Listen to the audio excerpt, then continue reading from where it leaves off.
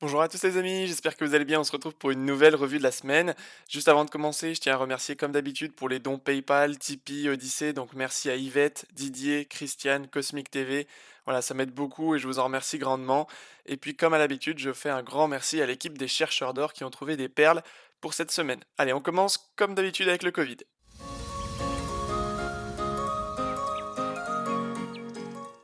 Et on commence donc avec les origines de la pandémie. Donc l'équipe de l'OMS à Wuhan ne publiera pas ses conclusions provisoires. Donc ça date du 5 mars 2021. Alors sur fond de tensions croissantes entre Washington et Pékin sur les conditions d'accès offertes par Pékin aux experts de l'OMS, lors de leur enquête, les experts de l'Organisation mondiale de la santé a décidé de ne pas publier ses conclusions provisoires. Donc le général de l'OMS donc avait annoncé le 12 février que l'équipe d'experts publierait rapidement un rapport provisoire. Mais du coup là, plusieurs semaines après, on n'a toujours rien, et on nous dit, les experts avaient semblé exclure l'hypothèse que le virus ait pu s'échapper de l'Institut de virologie de Wuhan, comme l'administration Trump l'affirmait. Lors d'une conférence de presse à la fin de leur mission, ils avaient estimé qu'il s'agissait d'une hypothèse hautement improbable, voilà. Donc c'est vraiment une fine équipe qu'ils ont envoyée à Wuhan, super équipe en tout cas. Allez, devant la hausse des cas, l'OMS veut plus de vaccination en Europe, le suivi du Covid-19 dans le monde. Avec une augmentation, attention, de 9% des cas dans l'Union Européenne, sachant qu'on sait que les cas, ce sont non pas des cas, ce sont des gens qui sont testés positifs,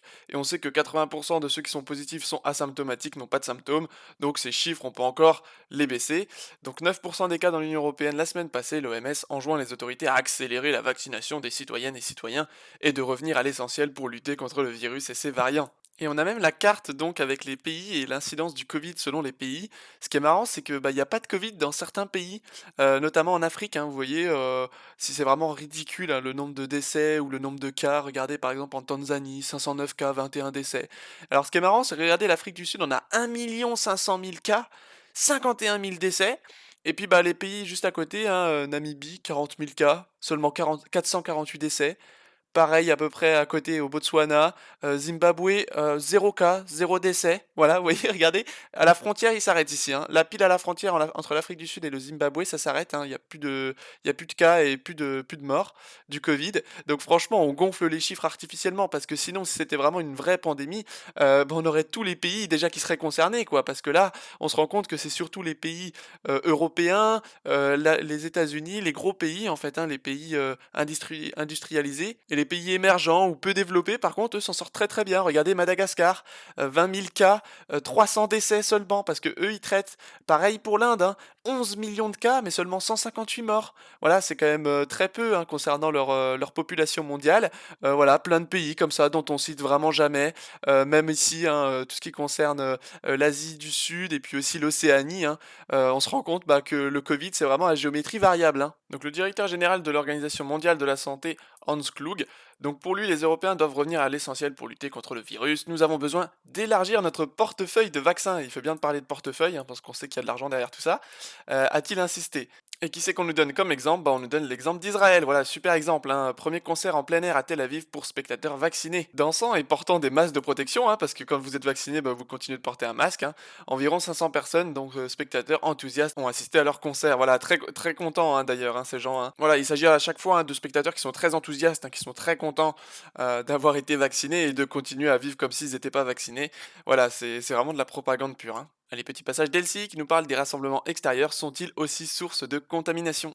Mais c'est la question. Est-ce qu'on se contamine beaucoup plus sur les lieux de promenade ou les jardins publics? Est-ce qu'on se contamine beaucoup tout simplement? Eh bien, avec le recul du temps, un an d'épidémie, on a des exemples concrets qui nous permettent de nous faire une idée. Le premier exemple, rappelez-vous, le 11 mai 2020, premier jour de déconfinement, réflexe des Parisiens, tout de suite d'aller sur les quais du canal et sur les bords du canal Saint-Martin, après 2 mois de confinement. À l'époque, le masque n'était pas obligatoire et donc il n'y a pas de port du masque. Et c'est un autre siècle, hein, les images qu'on Exactement, voit. ça nous paraît presque bizarre maintenant qu'on est habitué à porter ce masque en permanence et notamment à l'extérieur. Eh bien, les épidémiologistes ont scruté derrière les indicateurs pour savoir si oui ou non il y avait eu un rebond de l'épidémie, un regain, quelques cas en tout cas sur ces arrondissements bien particuliers de la capitale. La réponse est non, pas de rebond de l'épidémie, pas de regain, pas de cluster, ce qu'on aurait pu.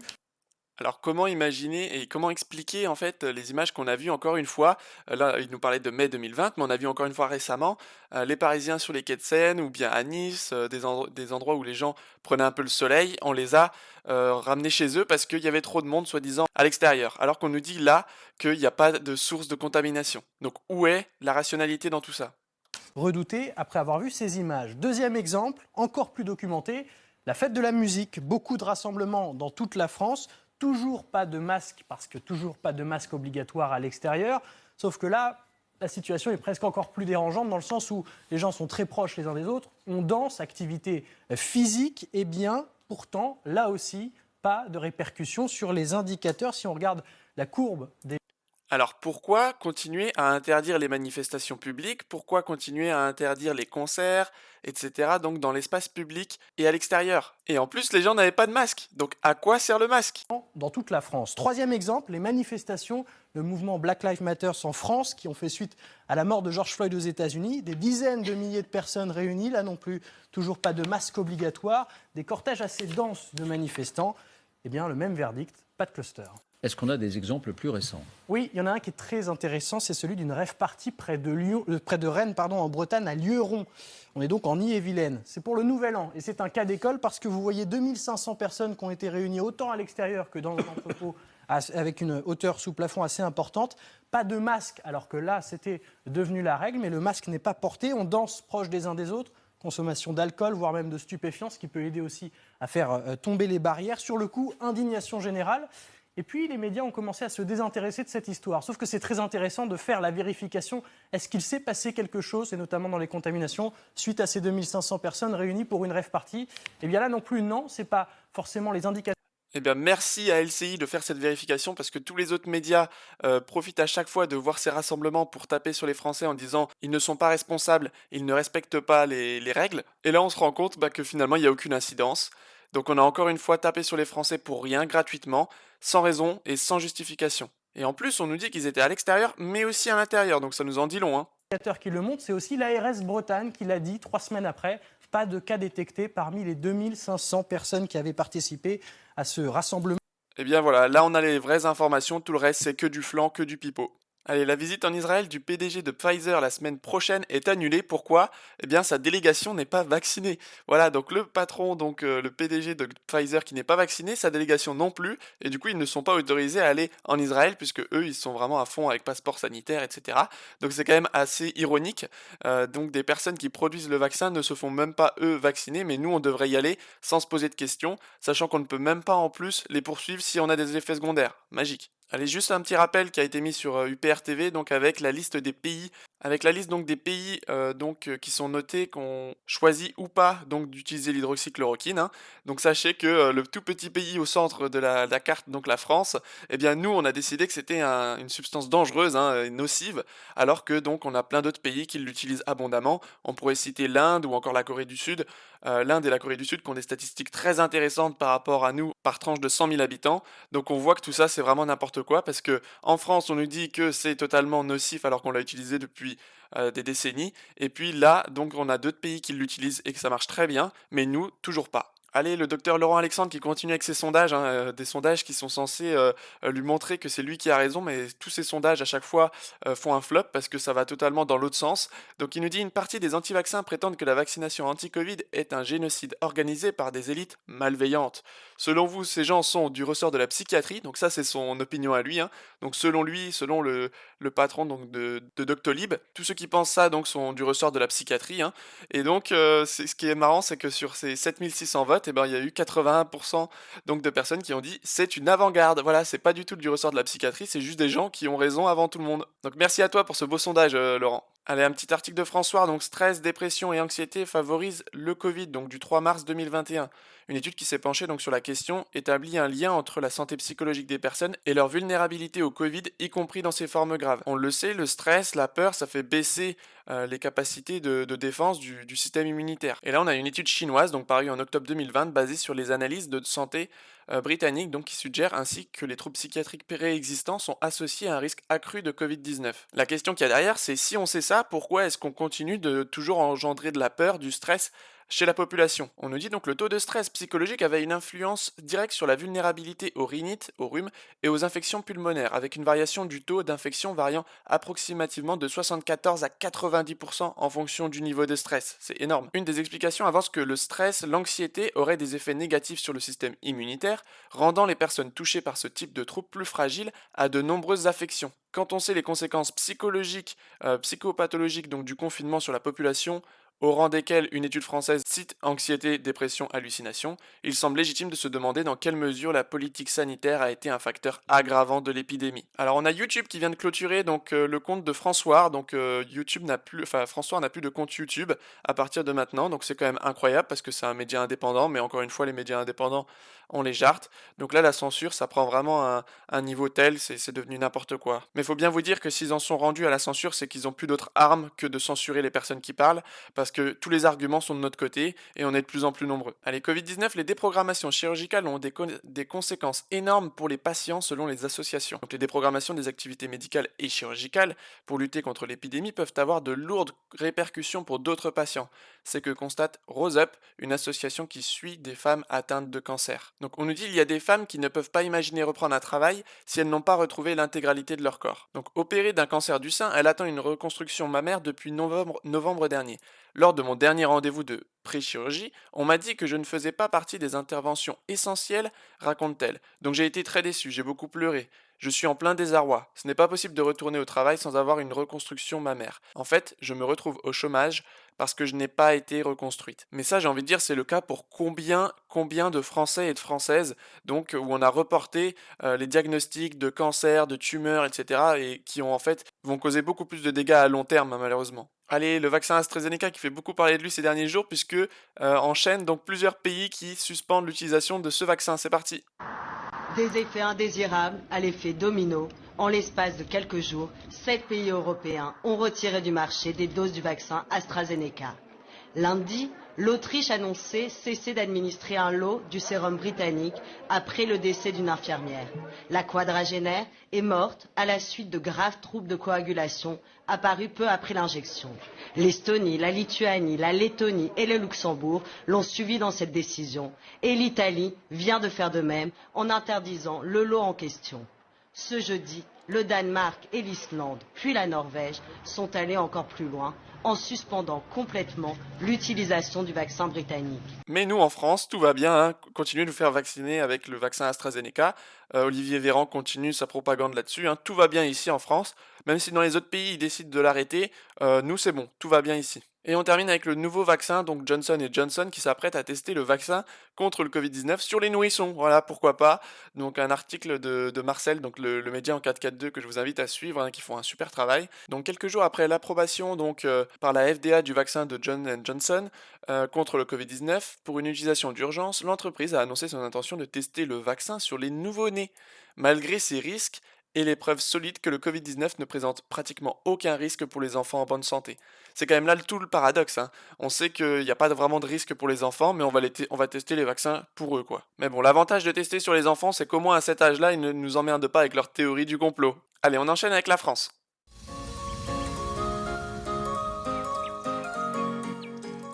Allez, on commence avec la situation en France. Donc en France, menace de reconfinement. A contrario, l'Italie, la Russie, certains États aux États-Unis, eux, reviennent à la vie normale.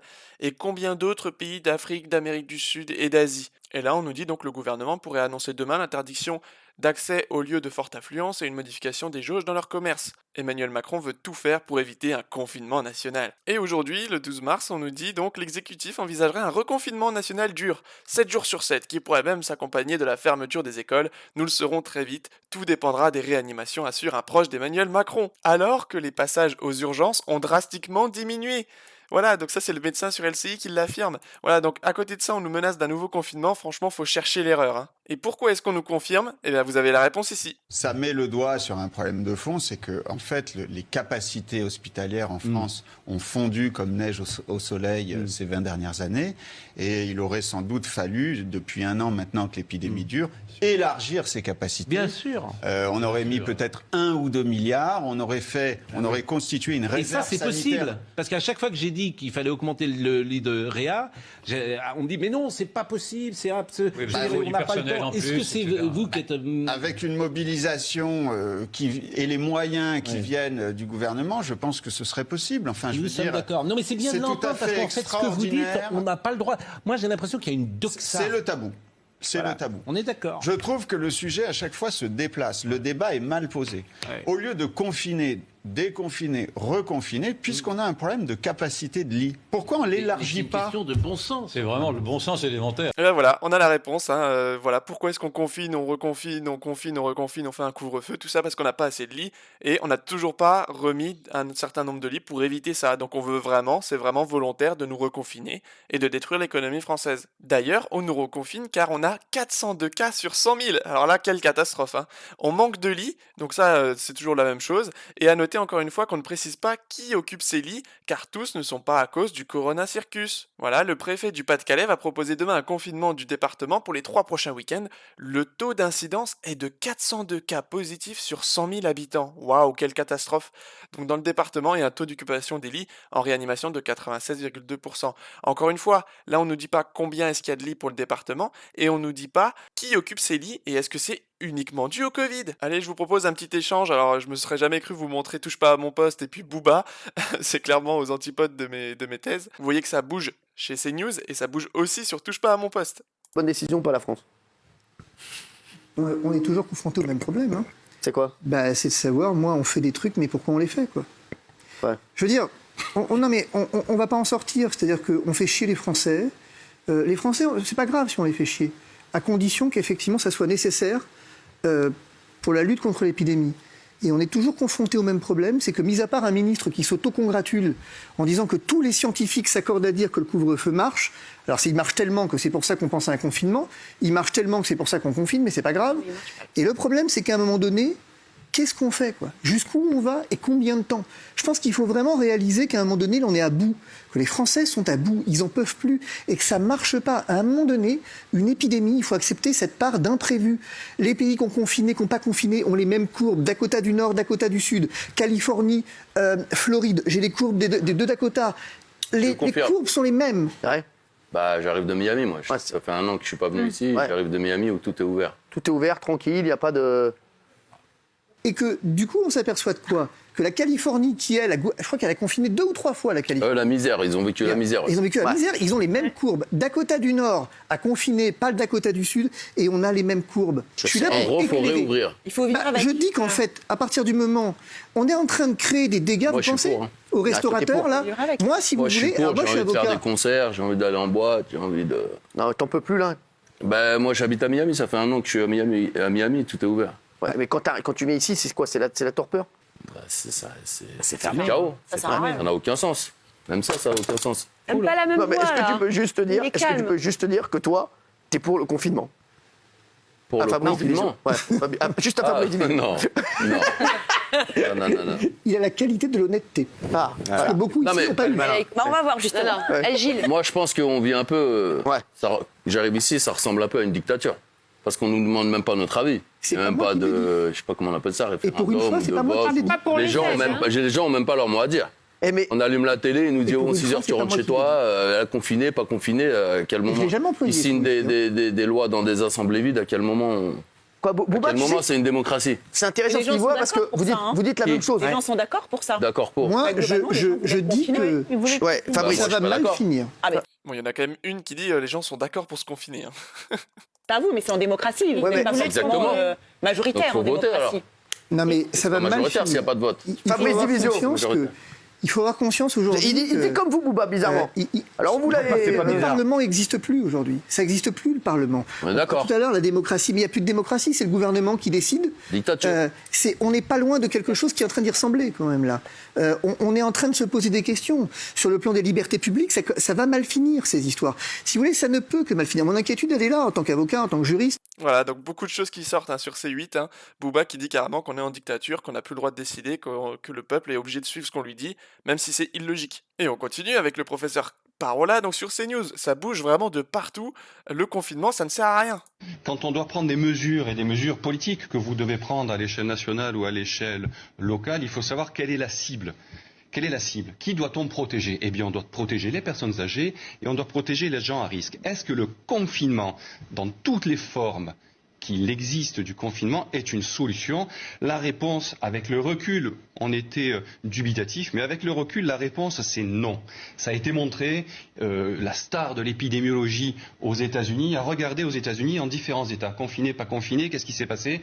Et à la fin, ça n'a pas d'influence. Ça n'a pas d'influence. Et là, c'est comme si vous aviez Eric Cantona ou Kylian Mbappé qui vous parle de foot quand c'est cet épidémiologiste qui vous parle de la situation aux États-Unis. Donc c'est important après de Là, vous nous regarder. dites on ne peut pas décrédibiliser, mettre en doute sa parole. Et En tout cas, c'est quelqu'un de malheureusement, sérieux. Au bout d'un moment, on est obligé Méditerranée, vous en d'écouter les savez stars et quelque les gens chose. qui travaillent. Bon. Et là, c'est le cas. Pourquoi? Parce que quand vous confinez les gens, il n'y a jamais de confinement total. Vous continuez à travailler, les soignants continuent à travailler, les gens de l'alimentaire continuent à travailler, les forces de sécurité travaillent, et vous mettez en cloisonnement des personnes âgées et fragiles qui, à la fin, seront en contact avec ces gens qui continuent à vivre et qui continuent le virus. Alors même si vous diminuez un petit moment la transmission, vous ne diminuez pas et vous ne changez pas l'histoire naturelle de ce virus.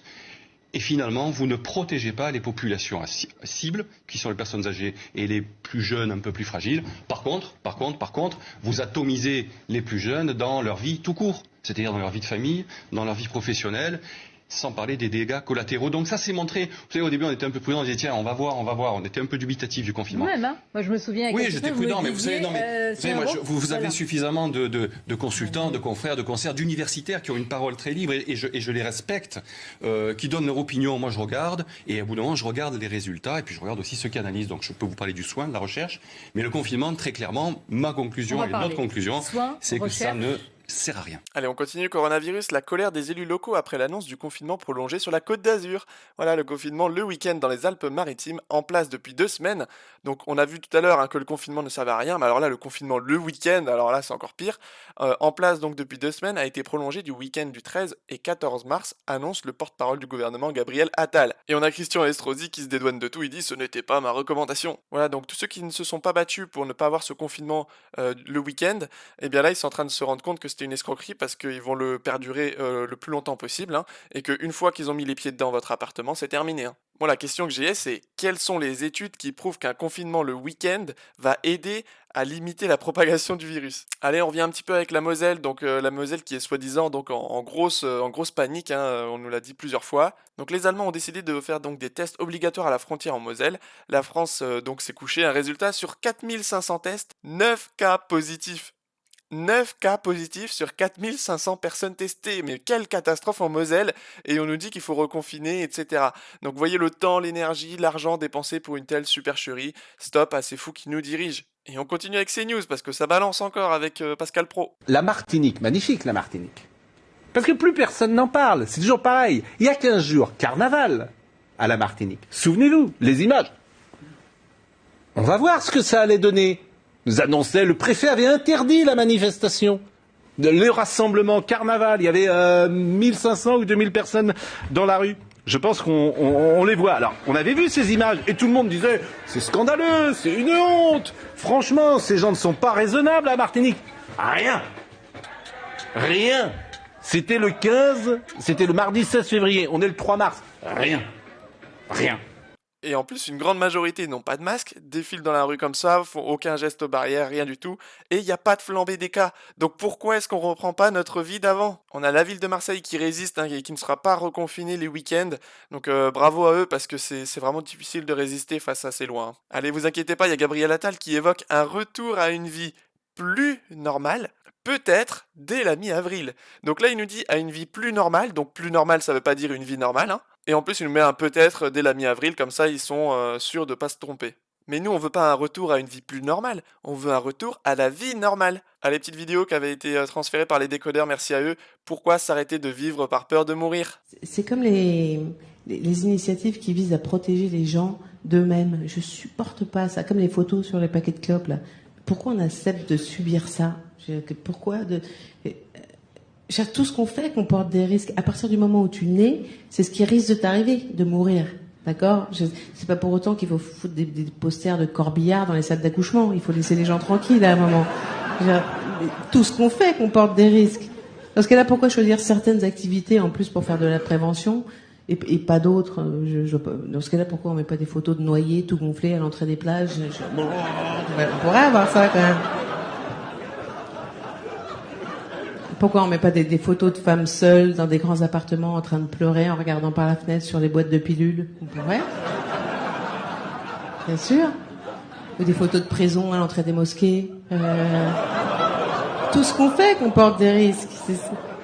Ou des photos d'Harvey Weinstein tout nu sur les plaquettes des cours Florent. Bon, on pourrait avoir ça. Voilà, bravo à elle pour son petit message. Alors, des psychologues s'alarment de l'impact du port du masque sur l'apprentissage de la parole chez les enfants. Donc ça, c'est un article de François du 10 mars 2021.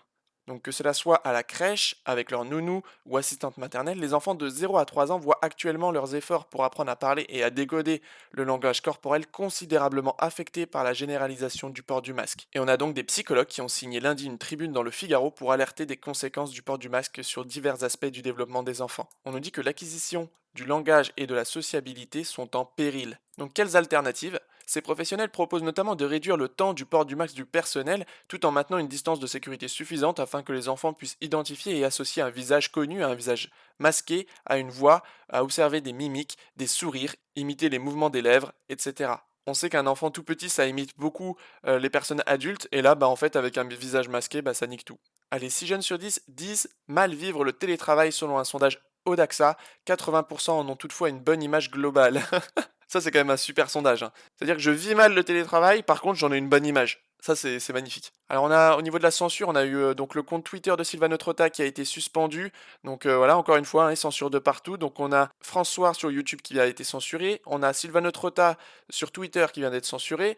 On a aussi la Croix du Sud qui a été censurée sur YouTube pendant 2 semaines, comme moi la dernière fois. Donc là, la censure continue de s'amplifier, hein. Allez, regardez jusqu'où on va. Il devait être 18h15, 18h20. Il restait 3 clients. Une boulangerie fermée administrativement pour 15 jours pour ne pas avoir respecté le couvre-feu. Vous vous rendez compte dans quel monde on vit actuellement? Alors, en fait, elle a pas fait gaffe, elle a regardé sa montre, il était 18h15, le virus était déjà là en fait. Il était entré depuis un quart d'heure.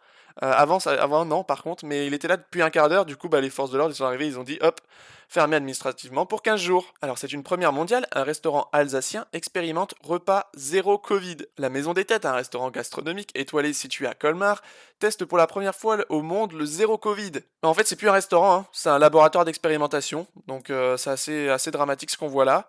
Regardez le plexiglas, super utile, hein, donc il n'est même pas à hauteur des visages, donc il sert à rien, à part ne pas vous donner un coup de main. Franchement ça sert à que dalle.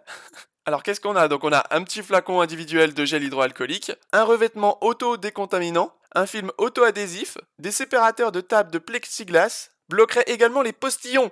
Alors regardez, ça c'est censé bloquer les postillons, hein, on est d'accord? Et permettrait de limiter les passages d'objets entre les convives. Des convives qui ne seraient non plus 6 mais 4. Donc on pourrait plus manger au restaurant si on est plus de 4. Ça c'est le retour à la vie normale, hein. Quoi d'autre? Un double système de désinfection au LED UV. Regardez-moi ça. Ah, ça va être vraiment la belle vie, hein. Donc permettrait de désinfecter quasi instantanément les assiettes avant chaque service, ainsi que les aliments grâce à différentes longueurs d'onde. Voilà, on n'a aucune étude qui nous montre tout ça, mais bon, c'est pas grave, faut le prendre, hein. Alors on a quoi d'autre? Un petit appareil portatif très pratique, une sorte de mini lampe de poche qui fonctionne également grâce à la technologie LED UV. Elle permettrait la désinfection donc des surfaces, des lecteurs de cartes bancaires, des écrans tactiles et autres objets. Pas de doute, le futur c'est maintenant. Et eux ils sont contents, hein. Ils écrivent ça, ils sont très contents. Ce futur-là, ça leur convient super apparemment. Enfin, un test salivaire permettrait de boucler la boucle du zéro virus. Et bien entendu, à ça, il faudra ajouter le passeport sanitaire et le QR code qu'on verra tout à l'heure, hein. Allez, un petit passage sur Sud Radio qui fait aussi un super travail, hein. Vous mettez en question aussi, et encore une fois dans les règles du droit, en fait ça met en question aussi cet état d'urgence sanitaire quelque part, Clarisse Sand. C'est-à-dire que, d'ailleurs si j'ai bien compris, l'état d'urgence sanitaire serait prolongé jusqu'en décembre 2021. Ça n'a pas été encore dit, mais ça a été très murmuré, je dirais. Et cet état d'urgence sanitaire, en fait, quelque part, pour vous, il y a un peu attentatoire, enfin un peu, légèrement attentatoire aux libertés, si je peux me permettre. On ne peut pas dire qu'elle est légèrement attentatoire. Elle est attentatoire. Elle est attentatoire. La question est, dans quelle mesure on peut attenter à une liberté? Est-ce que les mesures qui ont été prises l'ont été de manière proportionnée, ont un effet utile? C'est tout le débat juridique et c'est quelque chose dont tout le monde se pose la question. Il ne suffit pas d'être effectivement juriste pour se poser des questions en se disant quel est le bénéfice coût-avantage de la mise en place d'un tel processus d'exception. Je rappelle qu'il est d'exception, on a peut-être la tendance à s'habituer à ça. Oui. Je vous rappelle aujourd'hui. Et oui, malheureusement, on s'habitue à beaucoup de choses. L'être humain s'habitue à trop de choses actuellement. Aujourd'hui que vous ne pouvez pas sortir après 18h en couvre-feu national. Donc toutes ces règles et ces mesures attentatoires aux libertés sont-elles proportionnées? Ont-elles un effet utile dans la manière où on n'a pas aujourd'hui une démonstration rationnelle par le comité scientifique qui est, entre guillemets, le constructeur de la pensée de la santé publique aujourd'hui? Dans le cadre de ce débat, c'est un débat qui est grave, qui est important, et je pense que tous ceux qui sont empêchés doivent effectivement être extrêmement sensibles à cette situation. Écoutez, maître, c'est une question que beaucoup de gens se posent depuis pratiquement un an, entre confinement, déconfinement, confinement le week-end, 18h, 20h, et puis enfin, vous avez vu quand même cette chose extraordinaire, que 2 heures avant sur les quais de la Seine, pour ne parler que de Paris, on dégageait tous les gens qui se baladaient pendant ce week-end de soleil sur les quais de la Seine, etc., etc. C'est heureusement que, je le dis, heureusement que vous avez porté ça, effectivement, devant le Conseil d'État, que vous avez arrangé juridiquement. Voilà, vraiment bravo à elle, hein. Allez, on a eu droit à une journée internationale des droits des femmes exceptionnelle cette année. Je pense que les femmes sont très heureuses de cette journée internationale.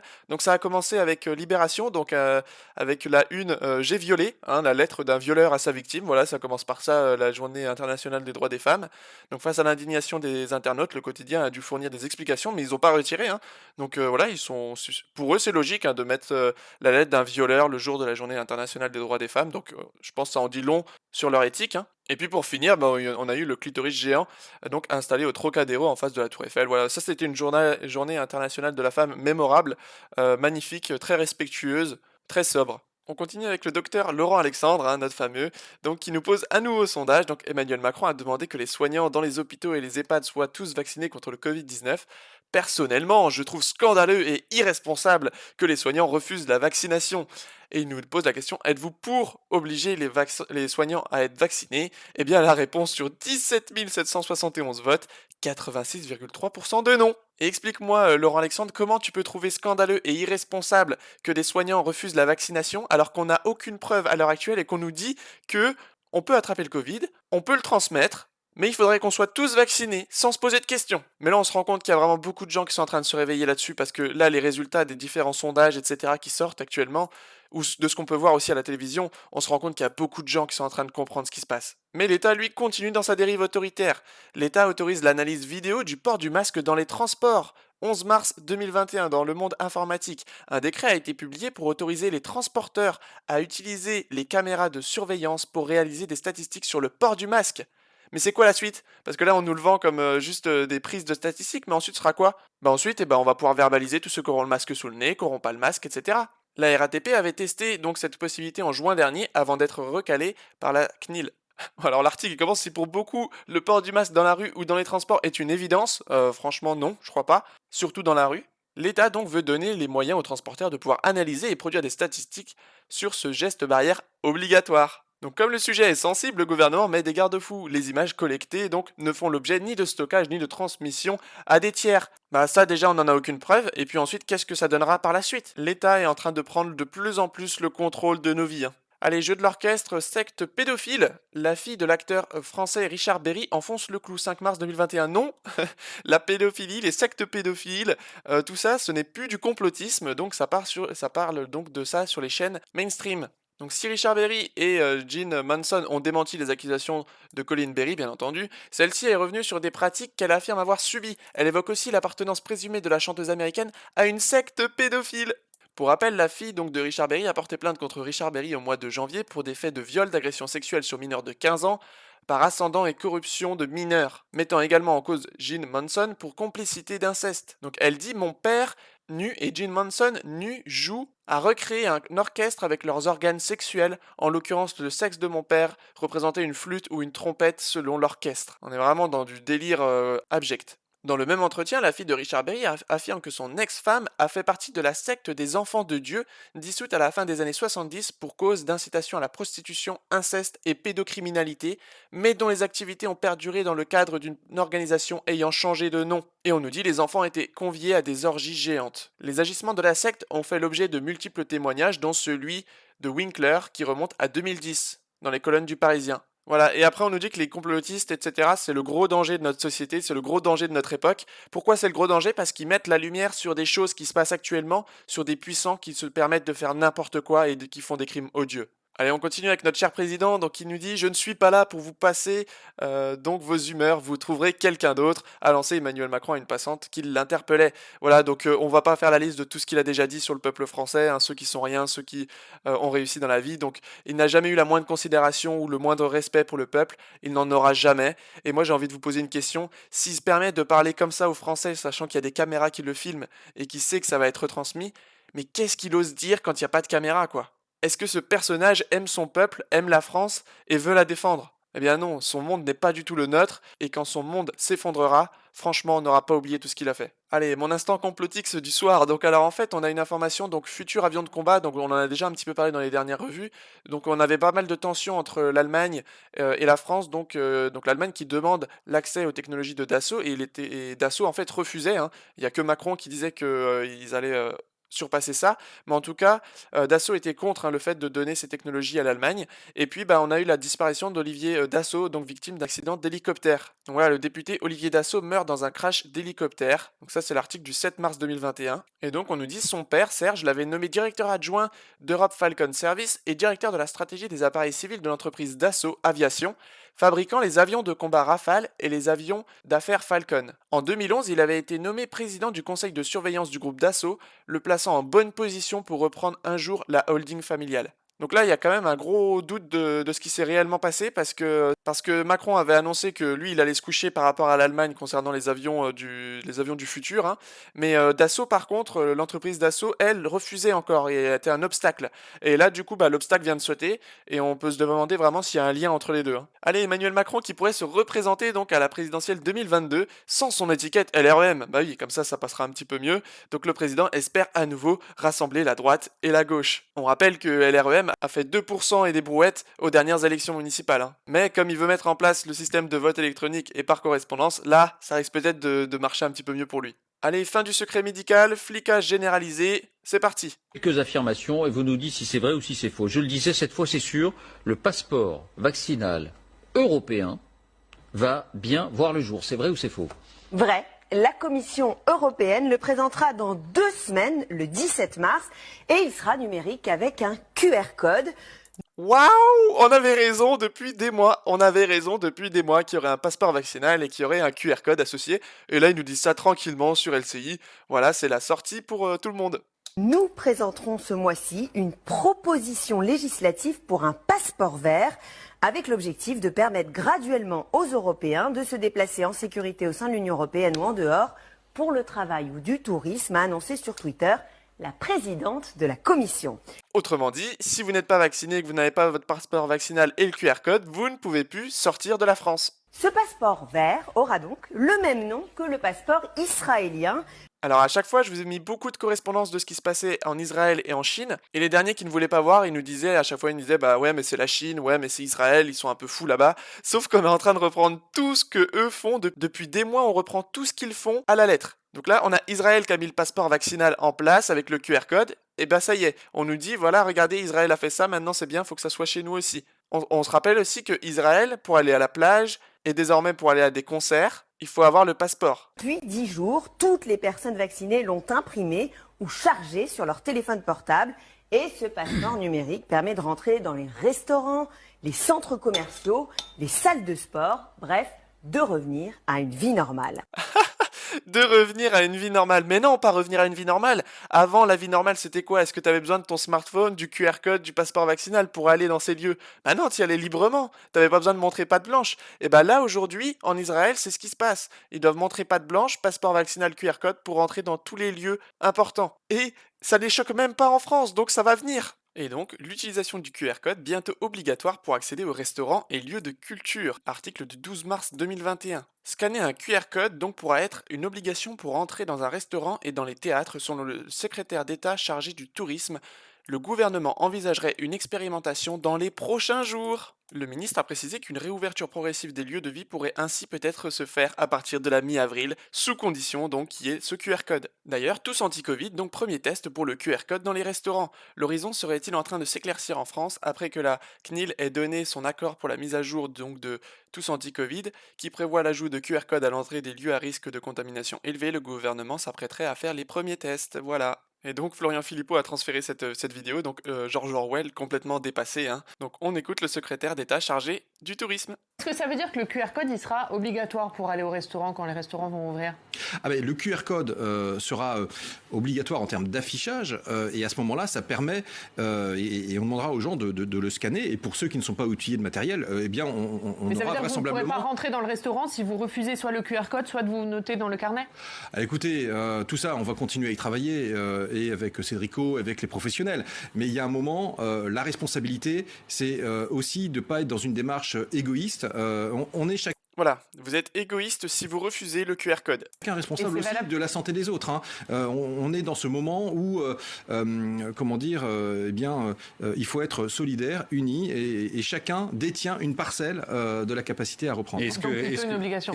D'ailleurs, il n'a pas osé le dire, hein. On lui a posé plusieurs fois la question, est-ce que ce sera obligatoire? Il n'a pas vraiment répondu, mais on le sait très bien, ce sera rendu obligatoire à terme. On continue. L'Académie nationale de médecine estime obligatoire donc la vaccination des soignants contre la Covid-19. Elle juge inacceptable l'hésitation vaccinale chez le personnel de santé. Donc eux, ils doivent se faire vacciner sans regarder avec leur œil critique le vaccin, les enjeux et les résultats. Et regardez, c'est magnifique puisqu'on a eu donc beaucoup de gens qui étaient d'accord avec le fait que les soignants n'avaient pas à être obligés de se faire vacciner. Et bah, on va vous démonter donc ce sondage. Mais Johan, vous m'avez fait un appel du pied. Pourquoi? Parce que vous parliez de la bonne formule. Et je ne suis pas sûr, lorsque vous allez voir cette consultation CNews qui est assez surprenante, on a posé la question aux tweetos, seulement 36% des assez surprenante, hein, il dit. Hein. Donc lui, il est clairement à l'opposé. Hein. Il n'est pas du tout d'accord avec ce sondage. Hein. Soignants vaccinés, faut-il rendre la vaccination obligatoire? Regardez, c'est assez étonnant d'ailleurs. Et là, écoutez bien. 30% pour, 70% contre. C'est quand même énorme, hein, le résultat de ce sondage. Et je me demande si la formule n'a pas été mauvaise de notre part. Voilà, donc c'est eux qui ont mal formulé la question et nous on est un peu trop bêtes aussi, on n'a pas compris. Donc c'est pour ça que le sondage est en notre faveur et pas en leur faveur. Je me mets le mauvais point parce que peut-être qu'ils ont seulement lu, faut-il rendre la vaccination obligatoire pour tout le monde. Voilà, on est juste bêtes en fait, on n'arrive pas à lire une question. C'est magique, hein. Allez, 47 résidents d'EHPAD contaminés malgré la vaccination. Bah voilà, ils nous disent donc il faut être responsable, faut se faire vacciner, faut faire le QR code. Et donc voilà, on a 47 résidents d'EHPAD qui ont été contaminés alors qu'ils ont été vaccinés. Voilà, ça c'est les faits, ça c'est la réalité. Donc en quoi je protège les autres en me faisant vacciner? Donc les résidents de cet EHPAD, de cet établissement donc de Meurthe-et-Moselle avaient reçu la première dose du vaccin mi-janvier, mais sont quand même tombés malades. En effet, le vaccin n'empêche pas la Covid-19. Rien ne prouve que le vaccin empêche d'attraper la maladie ou de la transmettre. C'est RTL qui le dit. On nous dit la seule certitude, c'est que le vaccin Pfizer-BioNTech protège des formes graves de Covid-19. Et encore, ça on a déjà vu que c'était pas vraiment le cas. Hein. On peut donc être vacciné mais être malade. Allez, une petite vidéo de Lorifin, donc merci à lui. Pas de liberté si pas de vaccin, selon Olivier Véran.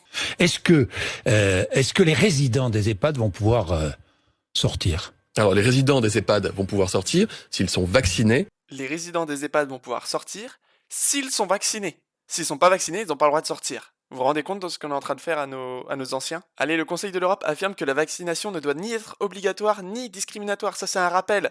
C'est un rappel de François, donc qui a pour source, en fait, tout simplement, le Conseil de l'Europe, qui nous dit 7.3.1, donc en ce qui concerne la vaccination, donc s'assurer que les citoyens sont informés que la vaccination n'est pas obligatoire et que personne ne subit de pression politique, sociale ou autre pour se faire vacciner s'il ne souhaite pas le faire lui-même.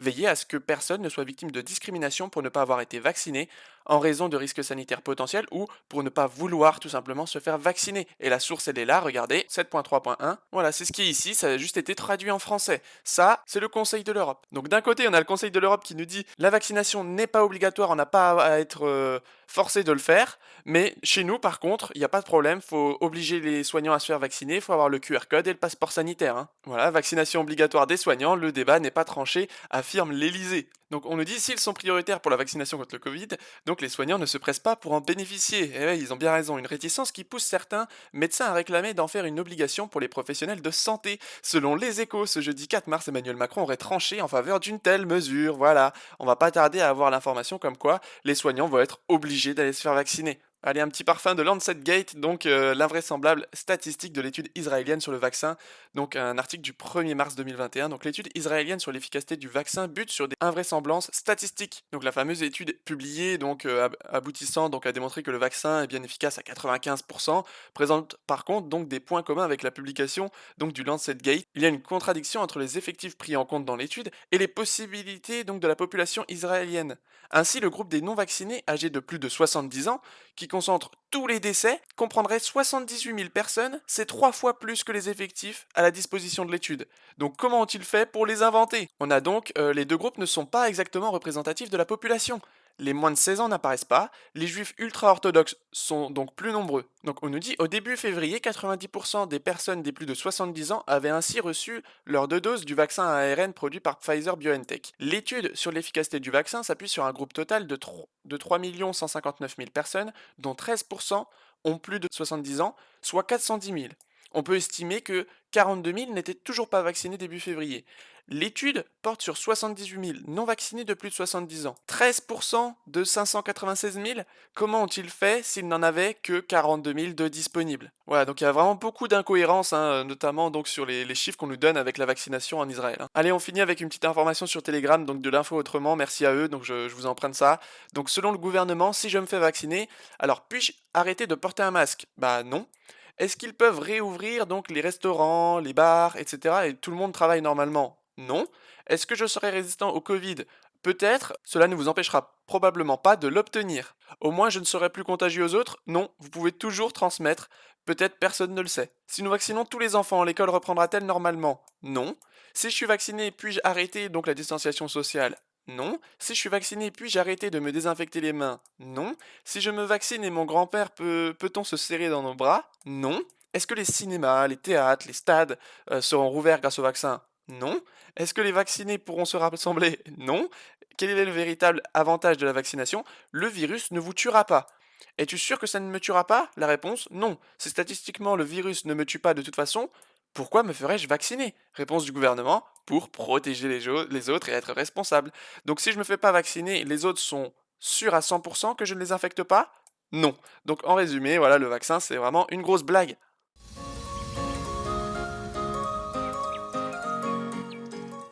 Allez, on entame la partie Europe-Monde. Donc Covid-19, l'Allemagne adopte un plan de déconfinement progressif et autorise le vaccin AstraZeneca pour les plus de 65 ans. Alors l'Allemagne adopte un plan de déconfinement progressif, mais nous en France on menace de reconfiner. Donc est-ce que le virus s'arrête aux frontières? Ça c'est encore la question. Alors le ministre de la Santé allemand sous les huées, ça c'est vraiment bravo, bravo à l'Allemagne.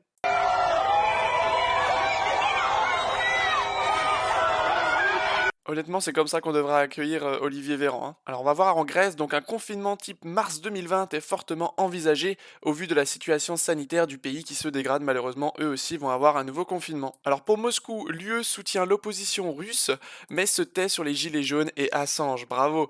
Donc commentant l'offensive de l'UE pour sanctionner Moscou dans le cadre de l'affaire Navalny, La diplomate russe a estimé donc que les pays européens feraient mieux de se préoccuper de leurs propres problématiques. Moscou, ils viennent pas du tout taper les autres pays, mais eux, ils répondent très très bien quand on vient les chercher, donc franchement bravo. La diplomate a jugé que l'UE était sous pression américaine, notamment sur la problématique des droits de l'homme. Ils ont déployé un véritable arsenal en faveur de notre opposition, une offensive est en cours. On nous dit Assange se trouve sur le sol britannique et est soumis à une pression psychologique et au chantage. Il ne voit pas cela. Selon elle, l'UE, qui ne ménage pas ses efforts en faveur de l'opposition en Russie, néglige en revanche ses problématiques internes. Elles sont beaucoup plus compliquées, comme par exemple la France avec les Gilets jaunes, problème lié au fondateur de Wikileaks, Julian Assange, qui n'est pas uniquement un problème du Royaume-Uni et des États-Unis, mais un problème européen. Le ministre russe des Affaires étrangères donc avait lui estimé mi-février que l'UE avait délibérément détruit le cadre des relations avec Moscou. Le chef de la diplomatie, qui ne cesse de rejeter les ingérences occidentales dans les affaires internes de la Russie, répète cependant que son pays reste prêt à coopérer dans un respect mutuel. Voilà, la méchante Russie qui se fait attaquer de partout et qui subit des grosses pressions, eh bien, qui reste quand même ouvert si des fois en face il venait un peu à se calmer, quoi. Alors on a le ministre australien de la Santé à l'hôpital après la vaccination, mais le lien est exclu, hein, bien évidemment, à chaque fois que quelqu'un meurt ou que quelqu'un a des gros problèmes suite à la vaccination, il n'y a jamais de lien, hein. Les autorités sanitaires autrichiennes ont cessé d'administrer un lot de vaccins AstraZeneca après le décès d'une infirmière âgée de 49 ans, bien qu'aucun lien de cause à effet n'ait été établi à ce stade. Voilà. Donc pourquoi est-ce que les soignants en France ne veulent pas se faire vacciner? Bah peut-être parce qu'ils sont juste intelligents, qu'ils regardent ce qui se passe dans les autres pays, qui voient qu'il y a des infirmières qui se font vacciner, qui étaient en très bonne santé et qui meurent. Donc bah elles n'ont pas envie de passer là-dedans. Alors on a le vaccin russe Sputnik 5 donc contre la Covid-19 qui va être produit en Italie à partir de juillet, une première dans l'Union européenne qui ne l'a pas encore autorisé parce que l'Union européenne on prend que les vaccins américains, on ne prend jamais le vaccin russe. Alors on a Disclose TV qui nous dit nous étions supposés avoir des voitures volantes, mais à la place nous avons Nosy. Donc c'est pour éviter encore une fois toutes les bactéries, etc. qui pourraient venir dans votre nez. Voilà, c'est un filtre qui va vous protéger donc pour beaucoup de choses, hein, pour la pollution, les fumées de cigarettes, le pollen, voilà tout. Voilà, donc on est toujours dans cette déshumanisation. Et puis voilà, peut-être qu'un jour on finira avec le masque, mais on aura Nosy à la place. Ou peut-être qu'on aura les deux. Allez, Israël, nous nous préparons au scénario pessimiste selon lequel il faudra renouveler les vaccins tous les 6 mois. Voilà, donc en Israël, il va falloir continuer à passer donc par la case vaccination. Et en fait, je me suis dit, bon, un vaccin pour 7 milliards d'habitants, c'est vrai que c'est un bon rendement, c'est assez rentable. Mais bon, si on peut le faire renouveler tous les 6 mois, là, ça devient un petit peu plus intéressant au niveau du marketing. Et on a Tel Aviv qui accueille le premier concert au monde réservé aux vaccinés, donc on l'a vu tout à l'heure. Donc voilà, tous les vaccinés qui avaient le droit de venir pour le concert, tous les autres, pas de concert, hein, restez chez vous. Alors 3/4 des soignants bruxellois donc en première ligne donc ont nié l'appel à se faire vacciner. Seuls 25% des quelques 29 000 soignants bruxellois de première ligne ont répondu aux invitations numériques pour se faire vacciner envoyées en février. Donc apparemment c'est pas une spécificité française, hein. Il n'y a pas que les soignants français qui ont un peu peur de ce vaccin et qui veulent pas passer en mode cobaye. Donc apparemment il n'y a pas que les Français. Alors on a l'ordre des médecins qui ouvre la chasse aux docteurs anti-vaccins en Belgique. Donc l'ordre des médecins va poursuivre les docteurs qui formulent des contre-vérités sur les vaccins anti-Covid et sèment le doute à ce sujet. Voilà, donc apparemment c'est les médecins qui sèment le doute ou les docteurs, mais pas du tout. C'est juste qu'il y a juste à se renseigner et on voit très bien qu'il y a un doute par rapport à ces vaccins. Donc là encore une fois, on s'est posé beaucoup de questions chez nous en France concernant l'ordre des médecins. Bah c'est pareil en Belgique, hein. On fait la chasse aux docteurs anti-vaccins. Par contre, tous les liens d'intérêt, tous les conflits d'intérêt, les big pharma, tout ça par contre on n'en parle pas, hein. Alors un passeport vaccinal pour circuler en Europe, donc la Belgique ne veut pas en entendre parler, donc ça bravo à eux. Donc la Commission européenne travaille actuellement sur un projet de passeport vert numérique que la présidente de l'exécutif européen donc devrait présenter dans le courant du mois de mars. Ce passeport attesterait d'une vaccination ou d'un test négatif à la Covid-19. Les droits associés à ce document divisent toutefois les 27. La Belgique, elle, refuse en tout cas de lier la vaccination à la liberté de se déplacer en Europe. Bravo à la ministre donc des Affaires étrangères. Alors le risque d'infection donc est de 10 à 20 fois moins élevé en plein air.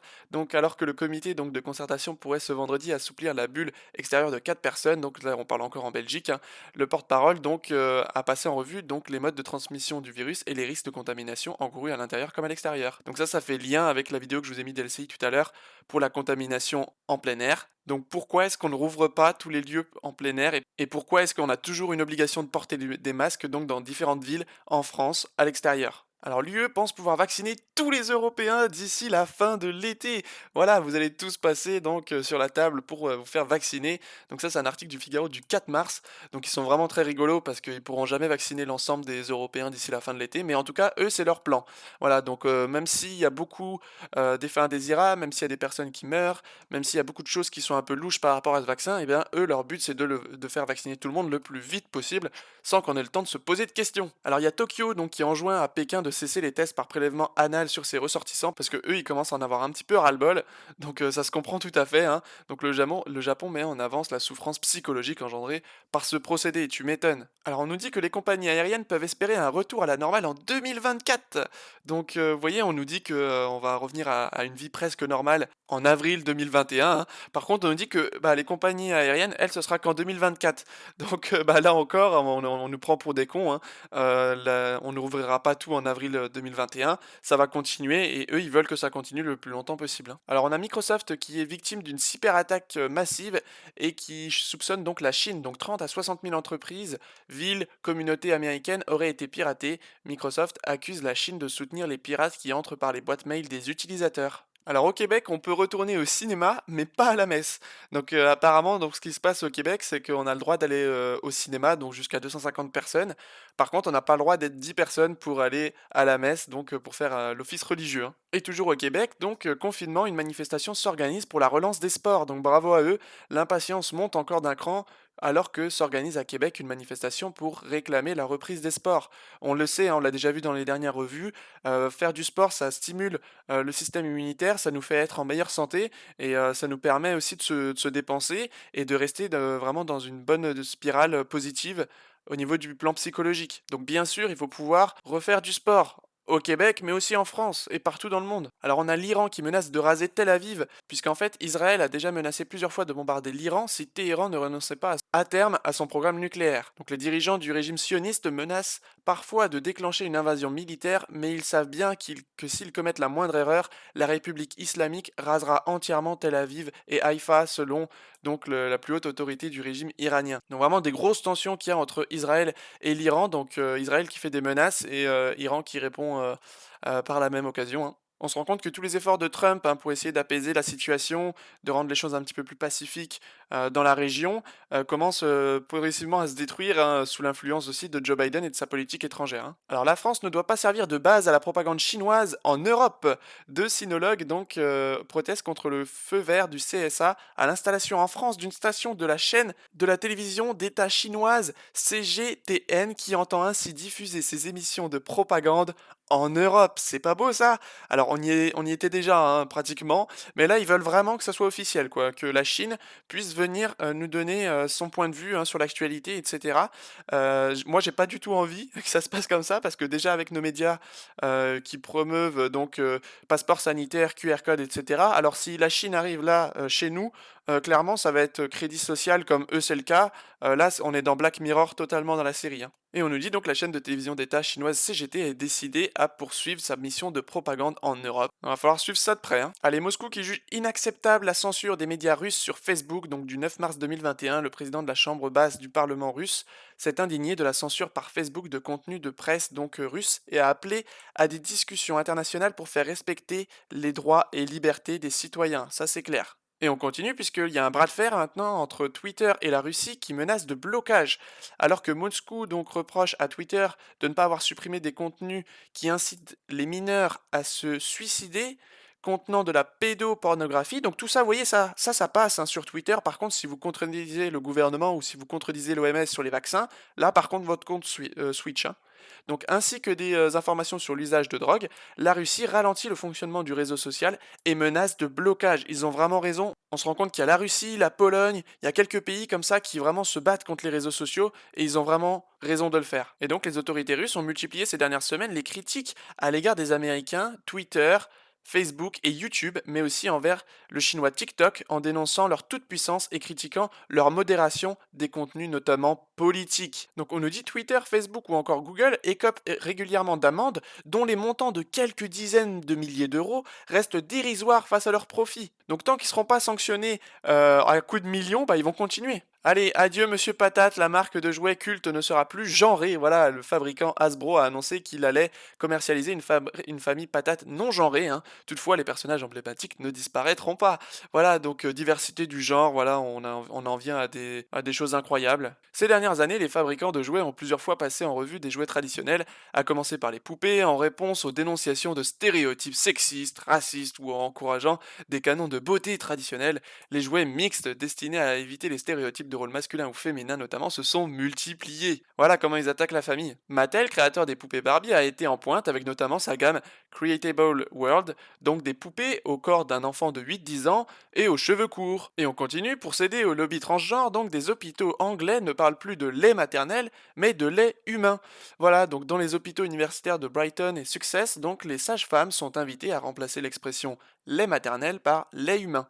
Un changement linguistique pour faire disparaître ce qui est estimé comme de la transphobie traditionnelle. Quel beau monde que celui qu'on nous propose. Allez, un avion de ligne croise un ovni, la compagnie aérienne confirme, le FBI enquête. Ça date du 26 février 2021, alors pourquoi je vous en parle, parce que c'est pas trop mon sujet d'habitude, mais là c'est quand même quelque chose d'assez incroyable, parce que l'équipage donc d'un vol d'American Airlines a signalé la présence d'un objet insolite en forme de cylindre. La compagnie aérienne a confirmé l'observation, tandis que le FBI tente d'y apporter une explication. Donc en fait, s'il n'est pas rare donc que des pilotes de ligne rapportent des observations insolites de phénomènes aériens non identifiés, il est beaucoup moins fréquent que ces cas soient confirmés par un communiqué d'une compagnie aérienne majeure. C'est pourtant ce qui vient donc de se produire. Donc il nous dit qu'il a vu un objet donc cylindrique, presque comme un missile de croisière. Il se déplaçait très vite, juste au-dessus de nous. Et je vous ai trouvé un autre article en lien. Donc en ce moment, donc on a tous les documents qui sont déclassifiés donc de la CIA. Et je voulais aussi vous dire que en 2020, eh ben, on a eu un nombre de signalements d'OVNI qui a littéralement explosé dans plusieurs parties du monde. Donc le thème est à l'affiche donc d'une nouvelle série dont la diffusion vient d'être lancée sur Canal+. Mais en tout cas, il y a voilà beaucoup de documents qui sont déclassifiés au niveau de la CIA. Même si ces documents, regardez, hein, ça c'est les documents déclassifiés selon la CIA, hein. C'est-à-dire que bah on vous montre ce qu'on a envie de vous montrer, c'est-à-dire que le noir on voit pas c'est quoi. Mais en tout cas, sachez que voilà, le nombre de signalements d'OVNI a littéralement explosé en 2020. Donc ça c'est un article de Futura Science. Allez, on finit avec le World Economic Forum et merci à Lola Cohen pour ces deux infos qui vont suivre. Donc voilà ce qu'on trouve sur le Twitter donc du World Economic Forum de Klaus Schwab. Donc pour les enfants, des poupées masquées et leur kit de dépistage. Ça, si c'est pas pour faire de la propagande et si c'est pas pour s'introduire dans le psychologique des enfants, franchement, faut m'expliquer là, hein. Parce qu'ils voient peut-être pas assez de monde avec des masques la journée, donc peut-être qu'il faut leur donner aussi une poupée qui leur rappelle qu'il faut bien avoir le masque.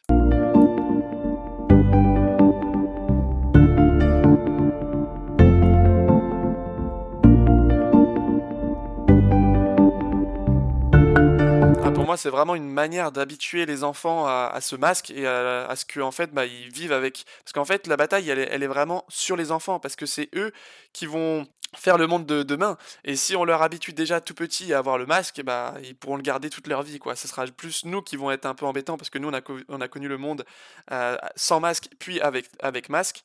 Mais eux, ils n'auront pas connu d'autres mondes. Donc là, on est en train vraiment de s'attaquer aux enfants, quoi. Et on continue avec leur délire, donc le World Economic Forum, donc de Klaus Schwab, qui a publié une nouvelle vidéo, donc faisant la promotion d'un soleil artificiel. Donc ça peut être aussi mis en lien avec Bill Gates qui voulait réduire les rayons du soleil. Donc on réduit les rayons du soleil naturel, par contre on nous apporte un soleil artificiel, c'est pas beau ça? Allez, on termine avec les États-Unis.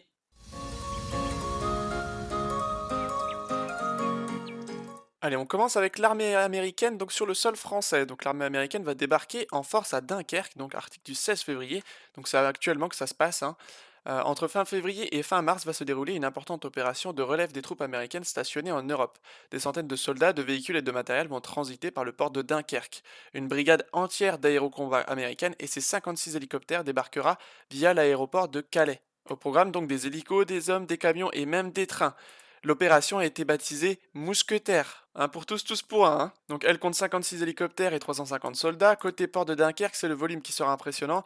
374 frais roulants, 512 containers, 200 camions et 7 trains de marchandises. Et on a aussi en parallèle donc un porte-avions de l'US Navy donc entre en mer Méditerranée. Le porte-avions à propulsion nucléaire est arrivé donc dans la Méditerranée accompagné de 2 destroyers, d'un croiseur lance-missiles et d'un navire d'approvisionnement de la marine américaine. Donc celui-ci a passé le détroit de Gibraltar et est donc dans la Méditerranée actuellement. Le porte-avions restera-t-il en Méditerranée? Donc s'il était initialement prévu que ces navires se rendent au Proche-Orient par le canal de Suez, mais fin février, le secrétaire américain à la Défense a déclaré qu'il n'avait pas encore pris de décision à ce sujet et qu'il discuterait de la nécessité de cette mission du groupe aéronaval avec le commandant régional et la direction du Pentagone. Donc selon les médias américains, le porte-avions restera en Méditerranée où il mènera des opérations conjointes avec d'autres navires de l'OTAN. Voilà, alors est-ce que cette armée elle est là pour faire autre chose? Ça on ne sait pas, on peut émettre que des suppositions pour le moment. Alors on a Joe Biden qui essuie son premier revers au Congrès. Joe Biden, qui ne dispose que d'une très courte majorité au Congrès, a dû renoncer à présenter donc sa candidate pour diriger le budget de la Maison Blanche. J'ai accepté la demande de Neera Tanden donc de retirer sa candidature, a donc fini par annoncer Joe Biden dans un communiqué. En effet, les démocrates disposent d'une très courte majorité à la Chambre haute, avec 50 sénateurs contre 50 républicains. En cas d'égalité, la vice-présidente Kamala Harris dispose d'une voix pour départager le vote. Les nominations présidentielles ont besoin de 51 votes pour être approuvées par le Sénat. Et on nous a dit donc malheureusement, il semble désormais évident qu'il n'y a pas de voix pour obtenir une confirmation. Allez, on a la députée donc qui porte un masque amusant et provocateur en pleine assemblée donc aux États-Unis. Ce masque est aussi inutile que Joe Biden. Alors, concernant le Covid, moins de 1000 morts aux États-Unis, une première depuis novembre, donc ça c'est France 24 qui nous le dit. Et à côté de ça, donc aux États-Unis, exactement les mêmes courbes Covid dans les États avec masque et dans les États sans masque.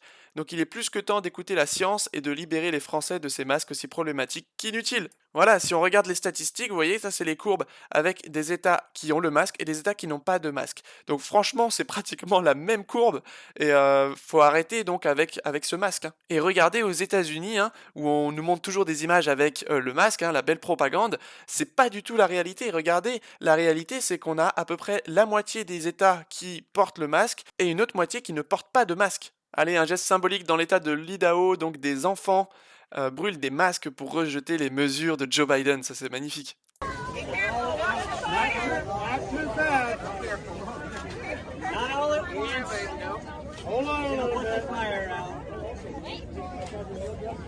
Voilà, bravo à ces jeunes, ils ont bien raison parce que sinon, s'ils se laissent marcher dessus, le masque, ils l'auront à vie. Alors, le gouverneur de New York refuse de démissionner après des accusations de harcèlement sexuel.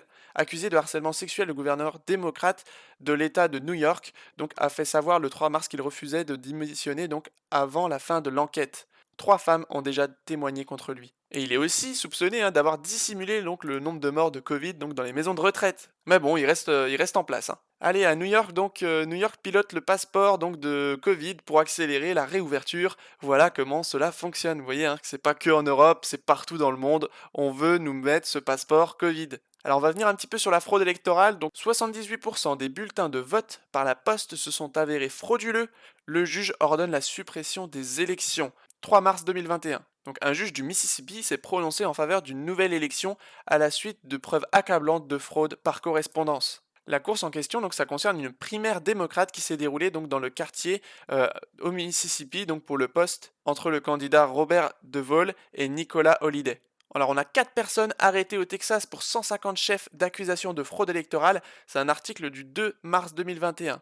Un juge de paix du comité du Texas du Sud aux États-Unis était parmi les 4 personnes arrêtées le mois dernier pour 150 chefs d'accusation de fraude électorale liés aux élections primaires de 2018 dans le comté de Medina selon les sources d'information. Voilà, donc on a plein de sources qui nous disent qu'il y a eu des fraudes électorales donc dans des primaires ou dans des petits comités, et là on est en train de nous dire qu'il n'y a pas eu de fraude par contre pour la grosse élection donc, des États-Unis le 3 novembre dernier. Et on continue, le maire donc, de Californie démissionne après avoir plaidé coupable de fraude électorale, article du 8 mars 2021. Donc encore une fois, pourquoi est-ce qu'il y a autant de fraude qui est en train de sortir actuellement et pourquoi est-ce qu'il y a une omerta sur l'élection du 3 novembre en nous disant faut pas du tout se poser de questions, on n'a pas le droit de se poser des questions pour savoir est-ce qu'il y a eu de la fraude ou pas, il n'y a pas eu de fraude. Et on va revenir aussi un petit peu sur ce qui s'est passé au Capitole. Donc que s'est-il vraiment passé au Capitole? Donc article de François du 9 mars. Les enquêtes en cours sur les émeutes du 6 janvier au Capitole commencent à dessiner une réalité différente de celle qui a été rapportée par les médias mainstream. Ces événements ont fait immédiatement réagir les élus, surtout les démocrates qui, comme un seul homme, ont aussitôt déversé leur vindicte contre le président Trump, l'accusant d'en être le responsable, et les ont poussés à une tentative de deuxième impeachment. On se souvient de Nancy Pelosi qui a appelé le Pentagone, affirmant donc qu'il fallait retirer les codes nucléaires à Trump tellement il était dangereux pour les remettre au Congrès. Ces émeutes ont surtout eu des conséquences dramatiques pour le processus démocratique. Elles ont coupé court au débat qui devait se dérouler à la demande d'une centaine de membres du Congrès et de sénateurs objectant à la ratification des votes de certains grands électeurs pour l'élection présidentielle. Alors ces émeutes ont-elles été organisées à l'avance, infiltrées et si oui par qui? Dès le 14 janvier, le FBI a arrêté John Sullivan, un activiste lié à Antifa faisant partie des émeutiers qui ont pénétré dans le Capitole. Il semble que parmi la centaine d'individus impliqués, deux groupes avaient convergé. Un groupe de supporters de Trump, plutôt pacifique, et un groupe plus restreint d'infiltrés que les Américains appellent dans les textes agents provocateurs. De quel bord étaient ces protagonistes? Difficile de le déterminer. Un fait important néanmoins concernant la centaine de manifestants a été confirmé par le FBI, ils ne portaient pas d'armes. Dans ce pays où le deuxième amendement donnant le droit de porter une arme pour se défendre est cher à une majorité d'Américains, cela dénote des intentions beaucoup moins violentes que le déchaînement médiatique qui s'en est suivi l'a fait croire. C'est vrai qu'on nous a fait croire à vraiment une catastrophe là-bas, alors qu'on sait que c'est un pays qui donne le droit aux gens d'avoir des armes. Si vraiment ça avait été une catastrophe, il y aurait eu des coups de feu, enfin il y aurait eu vraiment de tout, ça serait parti vraiment à des proportions incroyables, mais ça n'a pas du tout été le cas. Donc comme ils disent, ça démontre aussi des intentions moins violentes que ce qu'on a pu nous faire croire. Donc étant donné les manifestations prévues ce jour-là, la sécurité avait-elle été suffisamment renforcée? Donc on nous dit que le chef de la police du Capitole, qui a été contraint de démissionner quelques jours après les émeutes, a affirmé ne pas avoir disposé d'informations suffisantes avant le 6 janvier pour prédire l'ampleur de l'attaque. De son côté, le directeur du FBI a défendu la gestion des renseignements à l'approche du 6 janvier. Il a déclaré que le bureau avait mis en garde à plusieurs reprises contre la possibilité d'une violence extrémiste dans les semaines précédant l'inauguration. Donc on nous dit à la fin, la question se pose de plus en plus fréquemment, est-on en train de mettre en scène un film hollywoodien pour monter une opération d'infiltration ou bien de communiquer des faits en lien direct avec la gestion complexe d'un État démocratique? L'utilisation en continu des médias sociaux, l'incapacité à prendre du recul face à la quantité d'informations, alliée à un narratif qui doit ressembler à un thriller pour attirer l'attention, rendent de plus en plus difficile la recherche de la vérité. Allez, on a le sénateur Johnson qui demande à un responsable du FBI à l'audience combien d'armes à feu ont été confisquées à des suspects arrêtés lors des troupes du Capitole le 6 janvier, que la présidente Pelosi avait qualifié d'insurrection armée. Le fonctionnaire a répondu « à ma connaissance ». Aucun. Voilà, donc c'est vraiment pour déconstruire le narratif concernant le Capitole. Voilà, Pelosi qui disait que c'était une insurrection armée. Si ça avait vraiment été une insurrection armée, bah déjà ils auraient trouvé des armes là-bas. Et puis il y aurait eu vraiment des coups de feu de partout. Ce serait parti vraiment en steak, on va dire. Donc ça n'a pas du tout été le cas. Donc tout ça, c'était vraiment un narratif qui avait été préparé et appliqué. Allez, on a YouTube qui suspend donc RSBN donc pour avoir diffusé le discours donc de Trump que je vous avais montré lors de ma dernière revue, qui donc a censuré le discours de Trump. Donc voilà, c'est comme ça que ça marche YouTube, on censure les discours de Trump. Mais celui-ci fera bientôt un retour fracassant sur les réseaux sociaux selon Valeurs Actuelles. Donc l'ex-président n'a pas dit son dernier mot et ne veut pas disparaître du paysage numérique. Donc après qu'il ait été censuré par toutes les plateformes, Facebook, Twitter, etc., YouTube aussi, son conseiller donc a indiqué qu'il ne ferait certainement pas son apparition sur une plateforme traditionnelle, mais plutôt sur de nouvelles jamais vues auparavant. Pour le proche de l'ex-chef de l'État, ce sera un tremblement de terre dans le monde des réseaux sociaux, parce que tout ce qu'il touchera sera énorme. Et il nous dit, je pense qu'il y aura de l'excitation à ce sujet.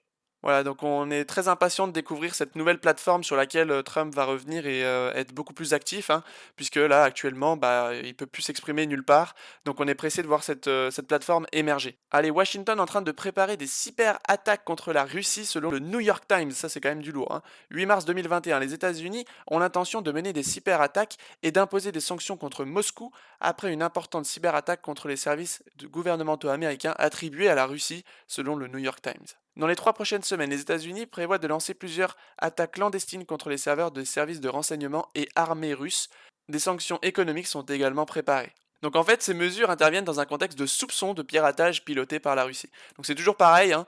Il y a des piratages aux États-Unis, on met directement le doigt en disant c'est la Russie sans qu'on ait vraiment de preuves. Actuellement, on n'a pas vraiment les preuves, et du coup, ils en profitent pour eux commettre ces actes. Donc c'est vraiment du casus belli, hein. Ou encore de ce qu'on appelle les faux drapeaux, hein. On crée un faux drapeau pour pouvoir justifier une action derrière. On sait que la Russie est un gros rempart à l'état profond puisque eux sont à l'opposé sur tous les sujets, hein. Que ce soit le Covid, les transgenres, etc. C'est vraiment à l'opposé. Ils sont à l'opposé du grand reset, ils sont plus sur le protectionnisme solidaire, sur l'indépendance énergétique, l'autonomie, etc. Donc eux, ils sont vraiment un frein à ce grand reset et c'est pour ça qu'il y a autant de tensions avec eux. Alors on a le Texas qui lance l'opération Lone Star, donc envoyant la garde nationale et les soldats de l'État sécuriser la frontière après que Biden ait ouvert les vannes. Donc le gouverneur du Texas donc prend en charge la sécurité des frontières en envoyant des troupes de la garde nationale et de la police d'État pour lutter contre le trafic de drogue et de personnes, alors que les politiques de l'administration Biden stimulent une augmentation de l'immigration illégale. En effet, même le Mexique affirme que les politiques d'asile de Biden stimulent les illégaux et les cartels. Et ça, c'est un article du New York Post. Voilà, on se rend compte qu'il commence à y avoir un gros flux à la frontière américaine, que ça recommence à être le bazar comme sous l'époque d'Obama. On peut dire ce qu'on veut, mais avec l'époque de Trump, il y avait beaucoup moins de bazar au niveau de la frontière. Et là, c'est en train donc encore une fois de favoriser les illégaux qui rentrent, les cartels, et on regarde même plus qui rentrent, donc c'est vraiment un gros problème. Même le Mexique s'en plaint. Donc, allez, on a Biden donc, qui est poursuivi par 12 États pour un décret sur le climat. Donc ça, c'est du 8 mars 2021. Donc 12 États donc, on a l'Arkansas, l'Arizona, l'Indiana, le Kansas, Montana, le Nebraska, l'Ohio, l'Oklahoma, la Caroline du Sud, le Tennessee, l'Utah qui ont rejoint donc la poursuite du Missouri. Mais c'est partout, hein, pour Biden, on se rend compte qu'il y a beaucoup d'informations négatives à son sujet. Donc jour 49, la moitié de la nation craignent donc que Biden ne soit pas physiquement et mentalement à la hauteur de son travail. En effet, je vous ai pas mis des vidéos, mais il y en a tellement. Biden qui fait des discours qui se perd dans ce qu'il dit, il sait même plus les noms des personnes qu'il doit mentionner. Enfin, c'est vraiment incroyable.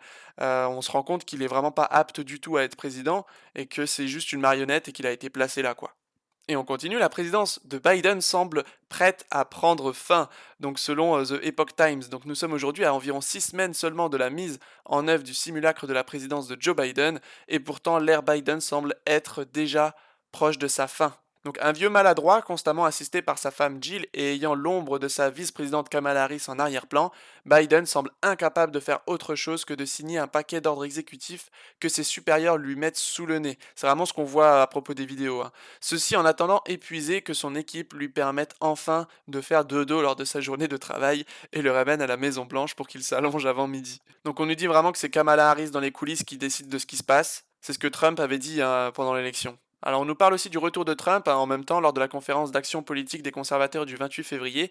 Donald Trump est revenu sur la scène politique en prononçant un discours acclamé par les républicains et en affirmant son contrôle sur leur parti, immédiatement qualifié par CNN de nouvelle menace pour la démocratie américaine. Donc on peut se rappeler qu'à l'époque de la Rome antique, après le suicide de l'empereur Néron en 68 après Jésus-Christ, l'Empire romain a connu l'année des 4 empereurs, une période de troubles et de guerre civile qui a finalement pris fin avec l'arrivée au pouvoir de Vespasien, donc en 69, après que Galba, Otto, Vitellius sont tombés chacun à son tour. Ce n'est alors que la situation politique se stabilise pendant quelques années avec l'installation au pouvoir de la dynastie des Flaviens. De leur côté, les États-Unis peuvent bien faire face à l'année des 3 présidents. Tout d'abord, 2021 a commencé avec Trump à la Maison-Blanche, suivi de Biden à partir du 20 janvier, tandis que Harris est désormais favorite pour le remplacer. Ceci une fois que la détérioration mentale de Sleepy Joe devient impossible à ignorer même pour les lèche-bottes des médias. Imaginez, il n'y aura plus d'histoires percutantes dans les médias américains parlant de la glace préférée de Biden ou décrivant comment il a battu sa petite fille dans un jeu vidéo. Des histoires peu intéressantes donc, cependant, cela pourrait être bien pire et ce sera probablement le cas lorsque l'état de Biden se détériorera davantage et que les démocrates décideront à porter leur coup. Il ne leur faudra pas beaucoup d'efforts pour le destituer et faire entrer dans leur premier choix dans la Maison Blanche. Et là, nous serons vraiment dans le pétrin. Allez, on termine donc avec le CDC, donc qui nous parle du vaccin. Donc, qu'est-ce qui se passe quand on est complètement vacciné? Alors, quand on est complètement vacciné, eh ben, il faut continuer donc à porter le masque, à avoir une distanciation sociale par rapport aux autres, hein. On nous dit qu'on peut quand même avoir des symptômes du Covid, qu'il faut continuer à se protéger alors qu'on est vacciné et protéger les autres. tout en portant un masque, en restant donc à distance des autres personnes. Donc même en public, même dehors, eh ben, il faut continuer de respecter tous les gestes barrières, voilà. Et bien voilà, je pense que j'ai fait le tour pour cette vidéo, il y a vraiment beaucoup d'informations pour cette revue, et puis bah, j'espère qu'elle vous a plu, et n'hésitez pas vraiment à partager un maximum, c'est vraiment ce qu'il faut, c'est partager l'information pour déconstruire ce narratif, et cet état autoritaire qui s'installe de plus en plus dans notre vie. Il faut vraiment le combattre un maximum, et il faut le combattre en réveillant la population. Merci à vous, et à bientôt. On veut continuer à danser encore, voir nos pensées enlacées encore, passer nos vies sur une grille d'abord. Non, non, non, non, non, non, nous, on veut continuer à danser encore, voir nos pensées enlacées encore, passer nos vies sur une grille d'accord. Nous sommes des oiseaux de passage, avec le ciel qui vraiment sage. Voilà les gens. Alors notre séquence, nous voulons briser le silence. Et quand le soir va arriver, nous voulons voir parler. C'est la sens. Nous voulons pas crier l'élégance, mais toujours avec l'élégance.